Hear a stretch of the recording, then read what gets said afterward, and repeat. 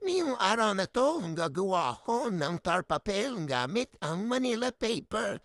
So ayan, kinakat ko na siya. Sinukat ko nga pala yan base sa laki ng bond paper. Pero ang gagamitin natin ngayon, Manila paper. So para malaman nyo, ang sukat nga pala niyan ay 8.5 by 23.5.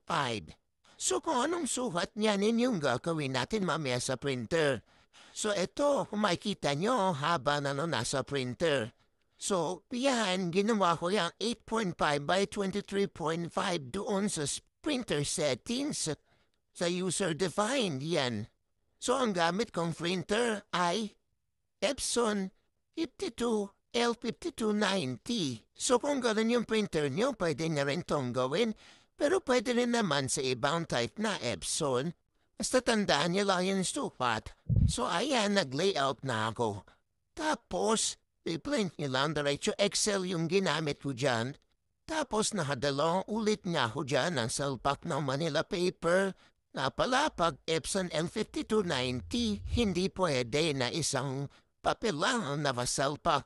Dapat at least dalawa. Kaya yun, susinalpak ko na yung 4 na Manila paper ko.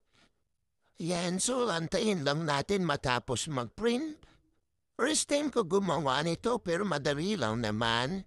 Tinry ko lang kasi mas madali siyang gawin kaysa yung pa isa-isang bond paper na ikakat pa tapos isa-isang ididikit. So ayan, wala nang masyadong nagmamanila paper na yun pero ito tinry ko may isang piraso pang Manila paper ako nakikita. So yan, yung nakaprint natin, kinakat ko lang. Dahan-dahan na para hindi masira yung tar papel natin. Tapos ang gamit kong glue, syempre fan ako ng Elmer's glue. Yan. Kasi ang Elmer's glue, mas madaling gamitin. Paglagay mo ng glue, hindi yan kumakalat o nagbabasa-basa. Pagdikit mo, ayan, madikit na agad. So, napakadali. Yan, so, 4 na hati ng Manila paper yung ginawa ko. As parang ganon din, normal na cut and paste ang ginagawa natin. So, idikit lang ng mabuti. And lagyan ng glue ng mabuti. So, yun yung gusto ko sa Elmer's glue. Di mo na siya kailangan antayin matuyo kasi ang bilis na talagang matuyo.